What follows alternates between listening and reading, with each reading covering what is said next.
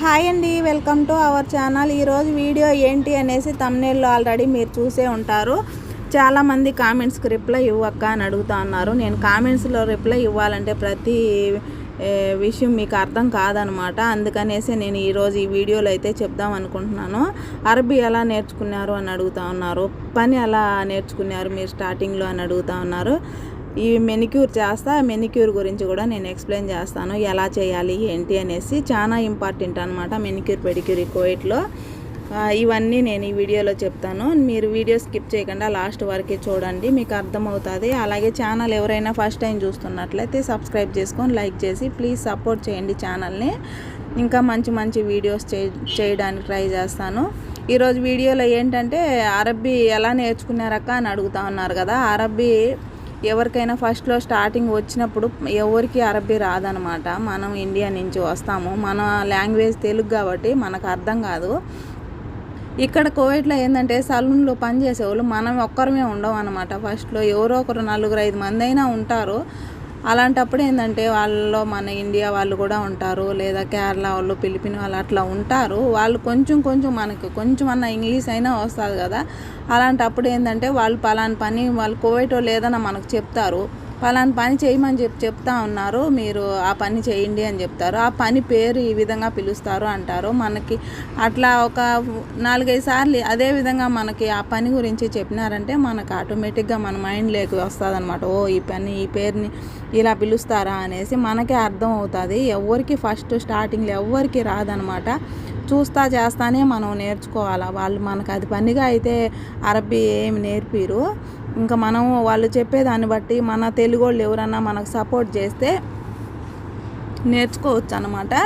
ఇంకా ఖచ్చితంగా తెలుగు వాళ్ళు ఎవరో ఒకరు మనకు చెప్తారు, అరబీ ఇట్లా పిలుస్తూ ఉన్నారు, ఇట్లా చెప్తా ఉన్నారు, పోరా ఇట్లా చెప్తా ఉంటారు కదా. చిన్న చిన్న పదాలు వచ్చినాయంటే చాలు స్టార్టింగ్లో. మళ్ళీ పని గురించి అన్నీ కూడా మనం నేర్చుకోవచ్చు.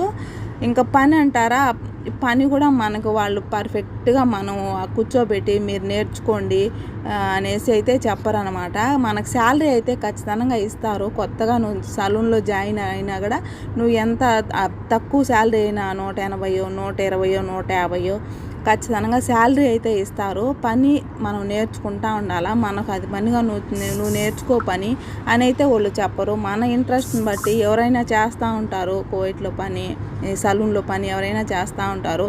అది చేసేటప్పుడు వాళ్ళకి హెల్పింగ్ చేయడానికి పోవడము, వాళ్ళ దగ్గర నిలబడుకొని చూడడము, అట్లా చేసినామంటే మనము వాళ్ళు ఇట్లా చేస్తూ ఉన్నారు అని మనకు కూడా అర్థమవుతుంది. మనం ఇంకా వాళ్ళని పిలిచి నేను చేస్తాను మీకు రాండి అనేసి పిలిచి మన ఇంట్రెస్ట్ని బట్టి మనం పని నేర్చుకోవాలి. కానీ వాళ్ళైతే మనకు అది పనిగా నువ్వు నేర్చుకో పని అయితే ఎవ్వరు నేర్పిరు అనమాట. ఇండియా వాళ్ళైనా కూడా నేర్పిరు. మన ఇంట్రెస్ట్ని బట్టే మనం నేర్చుకోవాలా. మన శ్రద్ధతో మనకి పనులు నేర్చుకోవాలా పర్ఫెక్ట్గా. నాకు మంచి శాలరీ కావాలి అనుకుంటే మన ఇంట్రెస్ట్ని బట్టి మనం నేర్చుకోవాల్సి వస్తుంది. ఎవరైతే నేర్పిరు అనమాట. ఇంకా అరబీ ఆటోమేటిక్గా మనం చేసే పనిని బట్టి రోజు ఇంకా ఇదే విధంగానే నేర్చుకోవచ్చు. అదేమంత కష్టమేం కాదు. మనకు పని వరకు వచ్చితే చాలు అరబీ. ఇంకా అంతకుమించి ఇంకా మనకేం అవసరం లేదు. నాకు కూడా ఇంతవరకు ఇప్పుడు ఇన్ని సంవత్సరాల నుంచి నేను పని చేస్తూ ఉన్నాను. అయినా కూడా నాకు నా పని వరకు అయితే నేను చెప్పుకోగలుగుతాను. అంతకుమించి అరబీ అయితే నాకు రాదనమాట. అవసరం కూడా లేదు మనకి. మన పని వరకు మనకు వచ్చిందంటే సరిపోతుంది. ఇంకా అదే విధంగానే ఎవరైనా నేర్చుకునేది స్టార్టింగ్లో భయం వేస్తుంది, అమ్మ నేర్చుకోగలుగుతామా లేదా అనేసి. నాకు కూడా అట్లే ఉన్నింది. స్టార్టింగ్లో అయితే నేను సలూన్ పనే చేయలేను అనుకున్నాను. అంత కష్టంగా ఉన్నింది. చేతులు అంతా కాలిపోతూ వచ్చినాయి. సుష్వారు వైవి చేసేటప్పుడు అయితే చేతగాక, అంటే ఎట్లా చేయాలి అనేసి అర్థం కాక అట్లా కాల్చుకుంటూ వచ్చినాను. మళ్ళీ చేయంగా అయితే నాకు అలవాటు అయిపోయి ఇంకా చేయగలుగుతాను అనే కొంచెం ధైర్యం అయితే వచ్చింది. ఎవరికైనా అదే విధంగానే ఉంటుంది. ఇంకేంటంటే చాలామంది మళ్ళీ అడుగుతా ఉన్నారు, అక్క వీసా ఇప్పియండి అక్క, నేను వస్తాను, నాకు పని వచ్చు, నాకు సర్టిఫికేట్ ఉంది అని అడుగుతా ఉన్నారు. నేను చాలా వీడియోల్లో అయితే చెప్పినాను, నాకు వీసాలు తీపిచ్చేది నాకు తెలీదు. రెండోది మా మేడం వీసాలు మా సలూన్లో ఫుల్ అయిపోయినాయి. వీసాలు ఇచ్చేదానికి కూడా అవకాశం లేదు. పని కూడా అప్పుడులాగా కూడా లేదనమాట. చాలా వరకు తగ్గిపోయింది సలూన్లలో. ఇంకా వీసాలు మీరైనా సరే నన్ను అడిగేదే కాదు, ఎవరినైనా సరే మంచిగా కనుక్కొని జాగ్రత్తగా రాండి. ఒకవేళ వచ్చేవాళ్ళైనా సరే అందరినీ నమ్మి అయితే మోసపోకండి. ఇప్పుడు మెనిక్యూర్ ఎలా చేయారో మీరు చూసారు కదా. మనకి పుషరు, నీపరు, ఇంకా నెయిల్ ఫైలు, ఇంకా ఇవి క్రిటికల్ రిమూవర్ ఇవి అయితే కన్ఫామ్గా ఉండాలన్నమాట. ఈ విధంగా మనము నెయిల్స్ చేసేటప్పుడు వాళ్ళకి మెనిక్యూర్ చేసేటప్పుడు ఏంటంటే వాళ్ళకి నెయిల్స్ బాగా పొడవుగా ఉంటాయి. వాళ్ళు ఏ షేప్ అడిగితే ఆ షేప్ మనం చేసే విధంగా అయితే ఉండాలా. మన ఇష్టం వచ్చినట్టు మనం ఎట్లా అంటే అట్లా చేసినామంటే మళ్ళీ కంప్లైంట్ చేస్తారనమాట. చాలా జాగ్రత్తగా అయితే చేయాలా. నెయిల్స్ చాలా వాళ్ళకి నెయిల్స్ అంటే చాలా పిచ్చి అనమాట. చాలా పొడవుగా అయితే పెట్టించుకుంటూ ఉంటారు. చూడండి ఈ అమ్మాయికి అయితే పిలిపిన అమ్మాయి ఇంకా నెలకు ఒకసారి అట్లా చేయించుకుంటూ ఉంటుంది. ఈ నెయిల్స్ చేసేటప్పుడు మీకు చూపిస్తే మీకు అర్థమవుతుందని నేను చూపిస్తూ ఉన్నాను. ఇది కట్ చేసేటప్పుడు, స్కిన్ కట్ చేసేటప్పుడు అయితే చాలా జాగ్రత్తగా చేయాలన్నమాట. మనం కొంచెం అయినా బ్లడ్ వచ్చేట్టుగా అట్లా చేసినామంటే మళ్ళీ చాలా ప్రాబ్లము.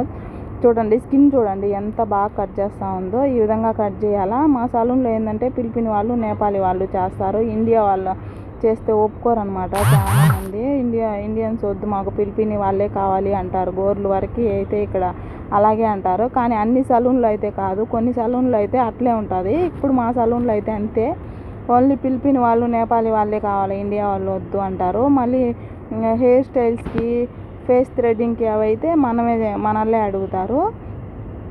నీట్గా అయితే మనం స్కిన్ అయితే కట్ చేసేయాలా. ఎట్లా అంటే అట్లా కట్ చేసినామంటే మళ్ళీ అది బ్లడ్ వచ్చిందంటే మళ్ళీ ప్రాబ్లం అవుతుంది. చూడండి ఎంత బాగా అయితే కట్ చేస్తూ ఉందో. ఈ విధంగా కట్ చేసేటప్పుడల్లా అయితే ఆ క్రిటికల్ వాటర్ అయితే వేసుకుంటూ కట్ చేయాలా. చాలా స్మూత్గా అయితే వస్తుంది అనమాట ఆ వాటర్ వేసిన తర్వాత. ఇంకా తర్వాత గోర్లలో ఇంకా క్లీన్ చేసేసి ఇంకా కొంచెం ఆయిల్ అయితే లాస్ట్లో ఆయిల్ అయితే పూసేసేయాలా. షైనీగా నెయిల్స్ పాడైపోకుండా ఉంటాయన్నమాట. వీళ్ళు ఏంటంటే మా సలూన్లో ఏంటంటే రూల్స్ ఇప్పుడు ఈ అమ్మాయి పిలిపిని వాళ్ళైతే గోర్లు ఎంత పొరుగైనా పెంచుకోవచ్చు అనమాట, ఏం ప్రాబ్లం లేదు. అది ఇండియా వాళ్ళకి అయితే మామూలుగా స్కూల్లో చెక్ చేస్తారు చూడండి, నెయిల్స్ పెంచుకుంటే ఇంకా ఫైన్ కట్టమని అట్లా వారానికి ఒకసారి అట్లా చెక్ చేస్తారు కదా. సేమ్ మాకైతే అదే విధంగా ఉంటుంది అనమాట. నెలకు ఒకసారి మాకు నెయిల్స్ అయితే చెక్ చేస్తూ ఉంటారు. నెయిల్స్ పొడవుగా పెంచుకోకూడదు, పెంచుకున్నారంటే ఇంకా శాలరీ కట్ చేస్తాను అట్లా సైన్ చేయించి పెట్టుకునింది ఆల్రెడీ మా మేడము. వీళ్ళైతే పిలిపిని వాళ్ళైతే ఎంత పొడుగు పెంచుకున్నా ఏమనరో, అదొక సేఫ్ అనమాట వీళ్ళకి. ఒక్కొక్కరిని ఒక్కొక్కలాగా చూస్తారు. ఈడ కోవిడ్లో కూడా అందరూ సమానమే కదా అని అస్సలు అనుకోరు, ఒక్కొక్కరిని ఒక్కొక్క విధంగా అయితే చూస్తారు. ఇప్పుడైతే నెయిల్స్ మెనిక్యూర్ చేయడం అయితే అయిపోయింది. చూడండి చేతులు చేసేదైతే మెనిక్యూర్ అంటారు, కాలు చేసేదైతే పెడిక్యూర్ అంటారు. ఇక్కడ ఏంటంటే నెయిల్ పాలిష్ పెట్టేదానికి కూడా పెద్ద సీన్ చేస్తారనమాట వీళ్ళు. ఎవరంటే వాళ్ళ దగ్గర నెయిల్ పాలిష్ కూడా పెట్టించుకోరు. నెయిల్ పాలిష్ పెట్టాలన్నా కూడా చాలా ఇది ఫస్ట్ అయితే బేస్ కట్ అయితే మనం స్టార్ట్ చేయాలా. ఇది బేస్ కట్ పెట్టిన తర్వాత మళ్ళీ నెయిల్ పాలిష్ అయితే స్టార్ట్ చేయాలా. దీనికి ఎంత చూడండి, ఇప్పుడు బేస్ కట్ పెడతాము, తర్వాత నెయిల్ పాలిష్ పెట్టినాక మళ్ళీ టాప్ కట్ పెట్టాలా. మళ్ళీ అది డ్రై అవ్వడానికి చాలా టైం పడుతుంది అనమాట. ఇప్పుడు ఇదంతా పెట్టిన తర్వాత అది వెంటనే ఆరిపోతుంది. దీనికి కొంచెం ఫ్యాన్ అయితే మళ్ళీ ఫ్యాన్ పెట్టి ఆరిపోయాలా. ఆరిపేసిన తర్వాత మళ్ళీ ఇంకా నెయిల్ పాలిష్ 2 times అప్లై చేయాలి. 2 times కూడా ఏంటంటే అసలు వాళ్ళ స్కిన్కి అయితే అసలు పక్కన ఏమాత్రం అవ్వకూడదు అనమాట. కొంచెమైనా వాళ్ళ స్కిన్ కాకుండా మనము పెట్టేటప్పుడు చూసుకొని చాలా జాగ్రత్తగా అయితే పెట్టాలా. ఇంకా రెడ్ కలర్ అయితే వాళ్ళ స్కిన్కి అయిందంటే ఇంకా 4-5 మాటలైనా తుడిపేపించి మళ్ళీ అయితే పెడతారు. లేదంటే ఇంకా నాకు వద్దు, ఇంకా చేత కాలేదు, వేరే వాళ్ళు కావాలి అని చెప్పి అంటారనమాట. అంత నెయిల్ పాలిష్ కూడా అంత ఇంపార్టెంట్ ఇస్తారు వాళ్ళు. మనం ఏముందిలే, నాకైతే అసలు నెయిల్ పాలిష్ గురించి ఏముందిలే ఎర్రగా పూసుకున్నాము నెయిల్ పాలిష్ పెట్టుకున్నట్టు కనిపిస్తుంది అన్నట్టు అనుకుంటాను. కానీ ఈ విధంగా నెయిల్ పాలిష్ పెడతారని నేను ఈ కోవిడ్కి వచ్చినాకే చూడడము.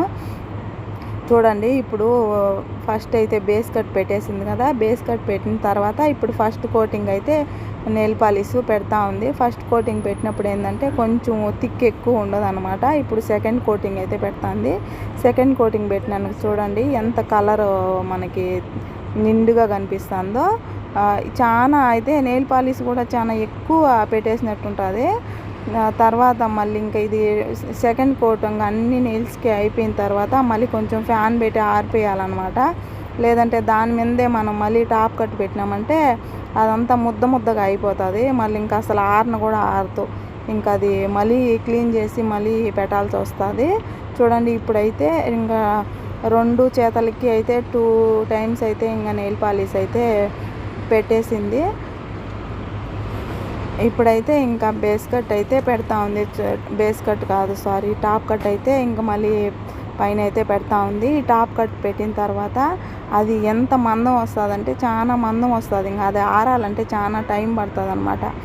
దానికోసం ఏంటంటే ఇప్పుడు మొత్తం ఇది ఇంకా 4 టైమ్స్ పెట్టినట్లు అయిపోతుంది. ఇప్పుడు మీకే అర్థమవుతూ ఉంటుంది చూడు. ఫస్ట్ బేస్ కట్, తర్వాత ఫస్ట్ కోటింగ్ నెయిల్ పాలిష్, మళ్ళీ సెకండ్ కోటింగ్ నెయిల్ పాలిష్, మళ్ళీ టాప్ కట్టు 4 కోట్లు పెట్టినట్టు అనిపిస్తుంది మీకు. ఇంకా తర్వాత ఇంక ఇదంతా అయిపోయిన తర్వాత ఇంకా ఫ్యాన్ పెట్టి మనం ఆర్పాలన్నమాట.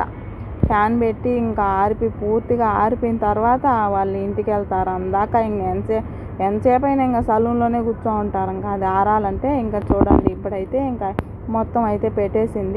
ఫస్ట్ ఫ్యాన్తో అయితే కొంచెం సేపు ఆరిపోయి తర్వాత మిషన్లో అయితే ఈ విధంగా పెడతారనమాట. ఇంకా ఆరిపోయిన తర్వాత ఇంటికి వెళ్తారు. ఎక్కువండి. వీడియో నచ్చితే లైక్, షేర్, సబ్స్క్రైబ్.